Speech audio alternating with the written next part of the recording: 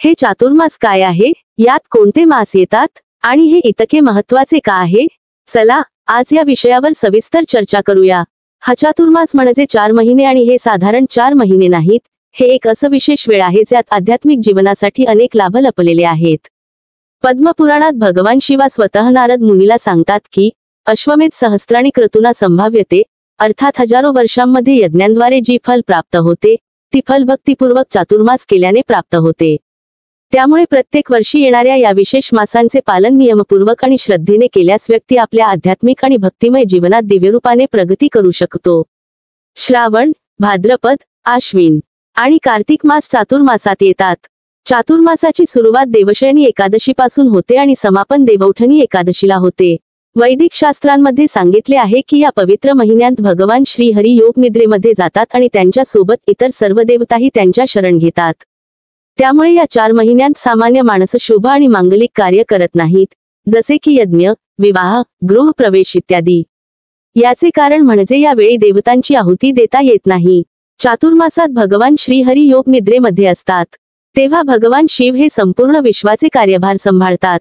भगवान शिवा त्यावेळी त्या व्यक्तींवर विशेष कृपा करतात जे काही नियम आणि संकल्प घेऊन तपस्या करतात। त्यामुळे या चातुर्मासात प्रत्येक व्यक्तीने आपल्या क्षमतेनुसार काहीतरी संकल्प घेऊन तपस्या करावी। यामुळे आंतरिक शुद्धीकरण होते आणि शरीरात ऊर्जा वाढते। या चातुर्मासाचे महत्त्व फक्त धार्मिकच नाही तर वैज्ञानिक कारणे देखील आहेत। वर्षा ऋतूत अनेक प्रकारच्या शारीरिक समस्या आणि आजारांचा धोका असतो, त्यामुळे या विशेष काळात प्रवास करणे मुश्किल होऊन जाते। या सर्व कारणांमुळे ऋषींनी चातुर्मासाचे पालन केले। त्यामुळे या काळात साधू आणि संन्यासी प्रवास न करता एकाच ठिकाणी राहून हरिभजन आणि कीर्तनात वेळ घालवतात। सामान्य माणसांनी देखील आपल्या सांसारिक आणि सामाजिक कार्यांना थांबवून जास्तीत जास्त वेळ आपल्या आध्यात्मिक जीवनात घालवावा। चातुर्मासात प्रत्येक मासात एका वस्तूचा त्याग करावा लागतो।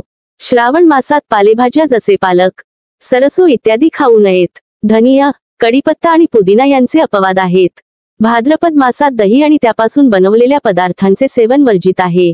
आश्विन मासात दूध आणि दुधापासून बनवलेले पदार्थ खाऊ नयेत। कार्तिक मासात उडदाच्या डाळीचे सेवन वर्जित आहे।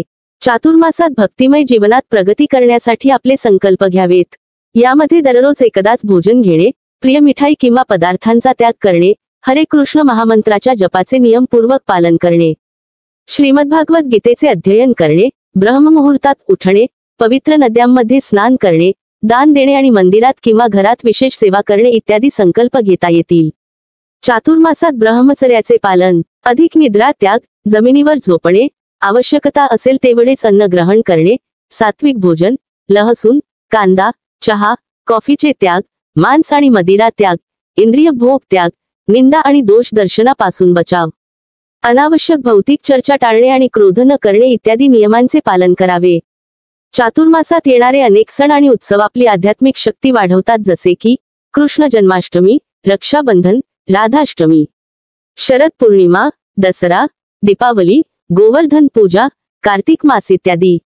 त्यामुळे शरीर, मन आणि आत्म्याला परम भगवान श्रीकृष्णाच्या सेवेत समर्पित करून चातुर्मासाचे पालन करूया।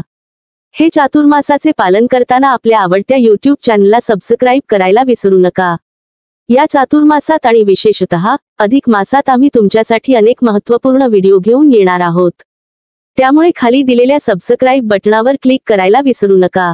जर कोणाला चातुर्मासाचे पालन करायचे असेल तर हा व्हिडिओ त्यांच्याशी शेअर करा आणि वैदिक संदेशाच्या प्रचाराचे पूर्ण फल मिळवा।